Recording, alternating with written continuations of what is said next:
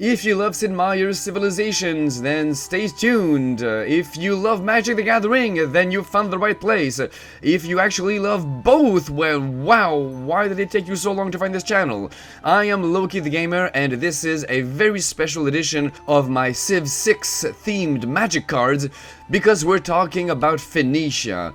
And if you know Civilization 6, then you know that Phoenicia is weird and kooky and does something quite unique that I had a hell of a time to turn into a magic card, and I did it. Let's find out how. So the Phoenician pack will have 2 legendary lands. That is actually part of Phoenicia's history, how the leaders of Phoenicia, Dido, legendary Dido, as used in Civilization 6, was banished by her native land of Phoenicia and ended up founding Carthage, the legendary city of Carthage. So we're jumping a little ahead of ourselves here, but yes, there will be 2 legendary lands, of course, 1 leader, 2 unique builds, and then 1 bonus card themed after something that relates to Phoenicia. So an overview of Phoenicia gives us indeed that one almighty weird kooky concept, the idea of switching capitals. What? I mean, it's weird enough as it is in Civ 6, but how am I going to convert the concept of even having a capital at all in Magic terms, and then switching capitals? So more on that, lots more on that later, and I did something that is very unique. Now, does it work? Is it too powerful? Is it not powerful enough? Does it help your opponents more than it helps you? We'll see, and maybe, who knows, someone out there will proxy these cards and actually test it out. But yeah, I actually did it, the concept of changing capitals. Let's not get into details right now. We'll review it when we get to that point later. Next, there will be in this pack the concept of loyalties, extra loyalties for your cities, so they don't get flipped, you don't lose them through rebellions. And in this case, well, and as in most cases really, the concept of a city translates to a land. Sometimes I've actually converted the concept of a city, the entity of a city, into a creature for other civs, but for Phoenicia, a city equals a land. So the fact that you've got extra loyalty to your cities means that your lands will get some protection. According to this equivalency chart here, that kind of protection can mean ward or hexproof. I choose hexproof, the better option, the more powerful option. There will be also bonus to settlers that are quicker to create and also faster to navigate the land, navigate the ocean especially.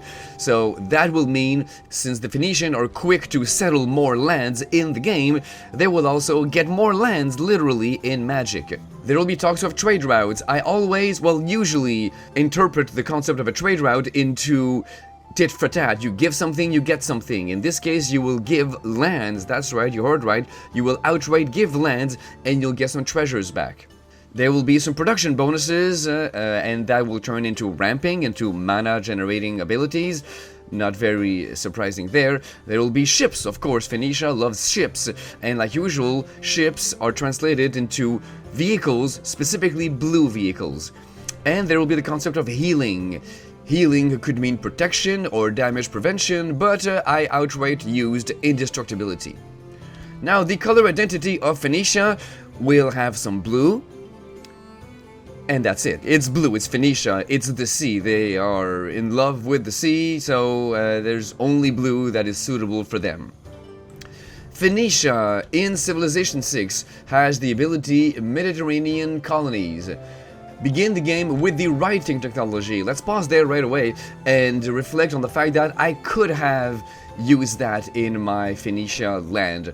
But of course, I'm always careful. I don't want to give too many powers to lands. It's bad enough that I have created some pretty whacked out, insane, powerful lands. I didn't want to give something else to Phoenicia, the legendary land. But I totally could have. And I've even had the idea to reflect the fact that they begin with writing. So writing happens in books, books are in libraries, so I could have said, whenever you search your library, you get to do something. So a little triggered ability that triggers whenever you search your library. That is very original. I've never really seen anything quite like that in Magic.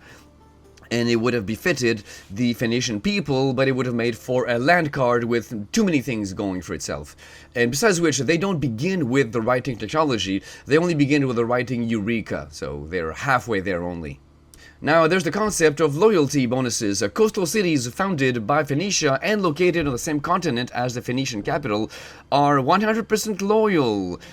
And settlers gain extra movement and sight range when embarked, and they get to embark and disembark without any penalties. Yeah, so we talked about that. Fast settlers will mean land grab, land fetching, and also that loyalty bonus we talked about. All of that rolled into one rare legendary land, Phoenicia. It says Mediterranean colonies. Islands you control have hexproof, so that's your loyalty bonus. And also landfall to reflect the speed and efficiency of your settlers.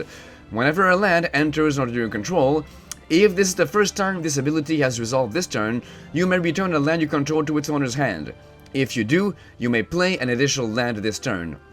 So there you go. Yeah, so you don't exactly fetch lands, but you get to drop an extra land, which is already something quite amazing for blue. Blue doesn't really do that very often. Now you get to do that with a land, quite game-changing, but it's not overly powerful. You must bounce a land back to your hand. Now, of course, it doesn't say that the land that you play, the extra land play, enters tapped or anything. So really, you could draw mana from a land, so that land is tapped. You play a land, you bounce the tapped land to your hand, and then you put the very same land back in play to tap it again. So you do net 1 extra mana from this whole thing.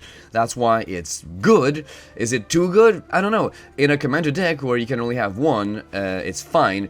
In a 60 card deck, you can still only have 1. It's a legendary land, but it increases your chance of getting it in your initial hands, especially if you are a mulligan freak. So yeah, maybe it is too strong. Maybe I could have enforced that the extra land comes in play tapped. I don't know, you tell me. And the land itself, Phoenicia, is an island. It counts as an island to reflect how blue it really is. And yeah, sure enough, it taps for blue. So there you go. Now, our poor Dido gets exiled. I believe her husband is killed or something like that. And she ends up taking to the sea with her people and founds another city, the city of Carthage. So I created a land to reflect the fact that she has Carthage, and she has effectively moved her capital to Carthage. So the concept of capital switching I put into the Carthage land. So let's take a look at that and how crazy I went with this concept. It's a mythic rare legendary land that says, move capital. When Carthage enters, distribute all other lands you control among any number of opponents. They gain control of those lands. You create that many tapped treasure tokens. So on its face, you really lost a lot. You lost all your lands, and you replaced them with essentially one-time use lands. That's pretty much what treasures are. Of course, they can mana fix any color you want, you can get from treasures, but if you really are playing Phoenicia, then you are mono blue. So you don't really care about other colors. So you've lost all your lands and turned them into treasures, and you don't even get to use your treasures right away because they enter tapped. So what is the deal with this crazy card? Well, let's read on. At the beginning of each opponent's end step, for each tapped land they control and you own, create a treasure token. If that land is untapped, create 2 treasures instead. And the land of Carthage taps for blue also, of course. So there you go. So the land that you gave away actually bears a return on this deal. So yes, you've given them a lot of extra mana, but you've given everyone lots of extra mana. Your treasures just keep on piling on, and piling on.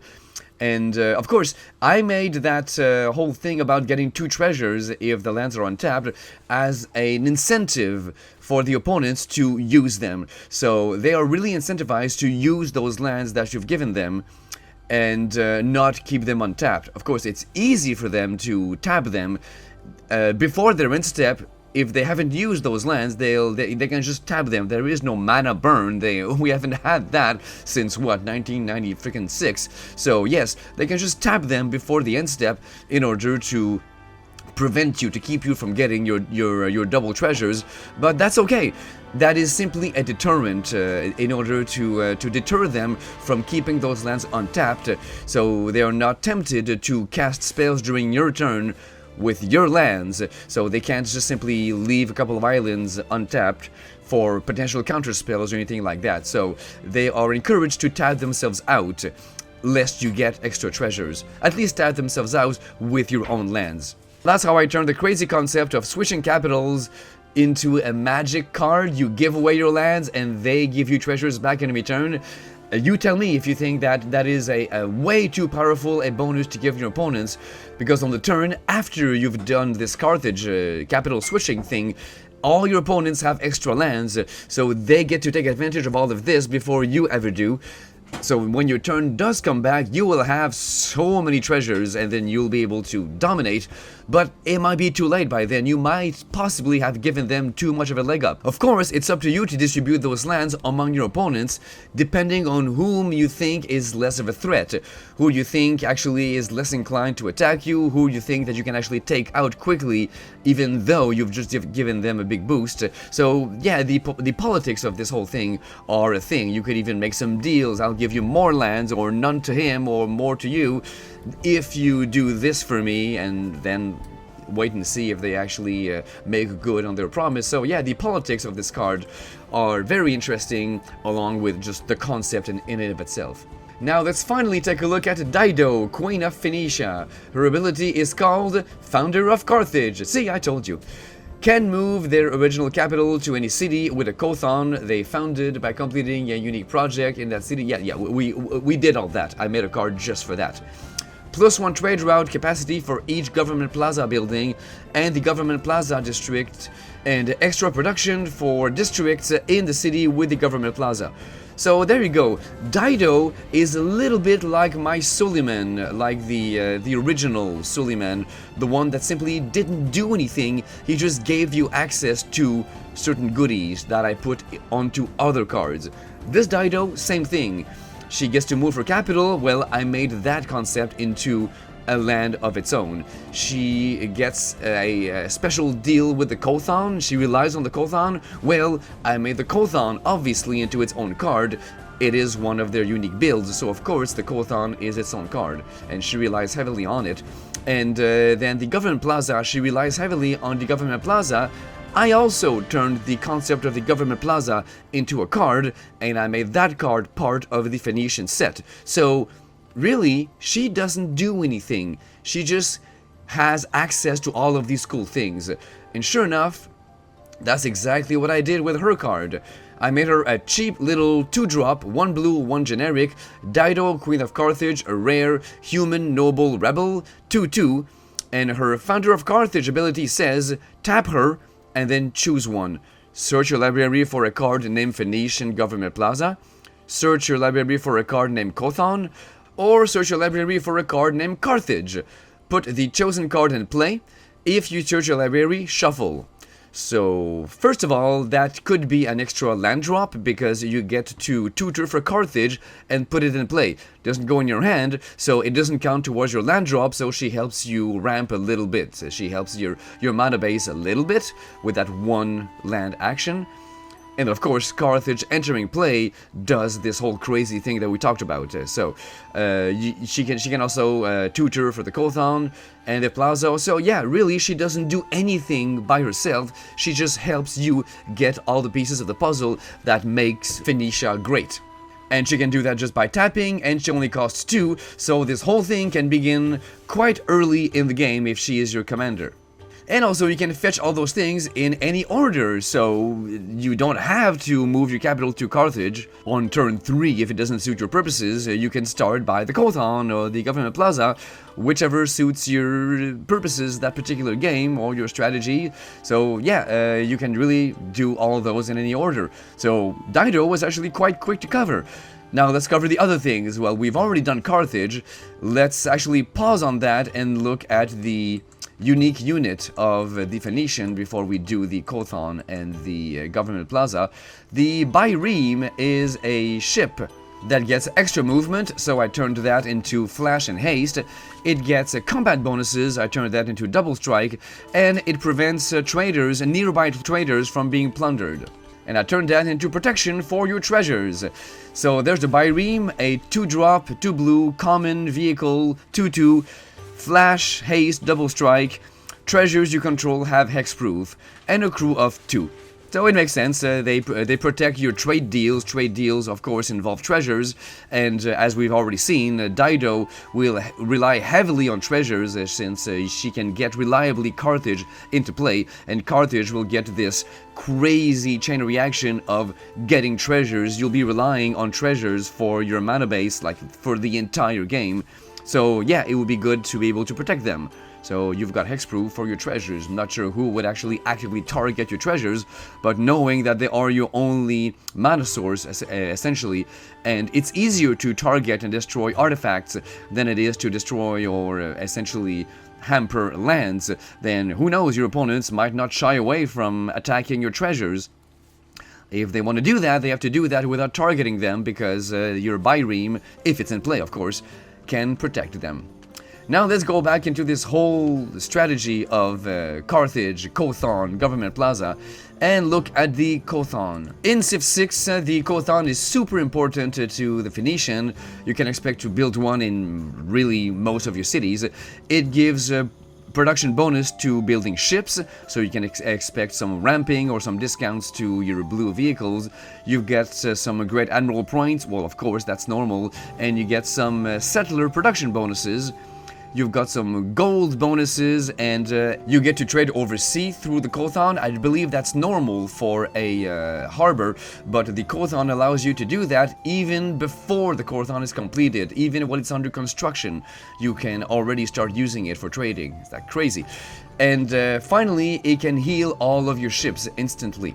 So you can expect some indestructibility granted towards ships. So it does a whole bunch of things. Since it is a district, it's an improvement on the land. I turned it, as per my tradition, into an aura that enchants an island. Specifically, it must be built on the water, so of course, enchant island. It costs 2 blue and 2 generic for a rare card. Of course, you don't need to worry about that cost if you're using Dido as your commander. Just fetch it, slap it in play right away on an island, obviously.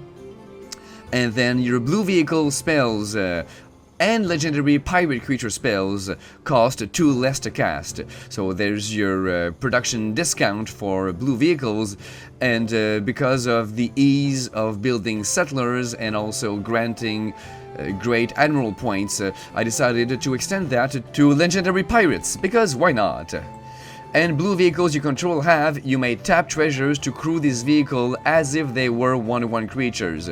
So I wanted the treasures to be really synergetic with this whole Dido Carthage giving lands away, turning them into treasures. So now your treasures can do more than just, sack for mana. You can actually use them to crew ships.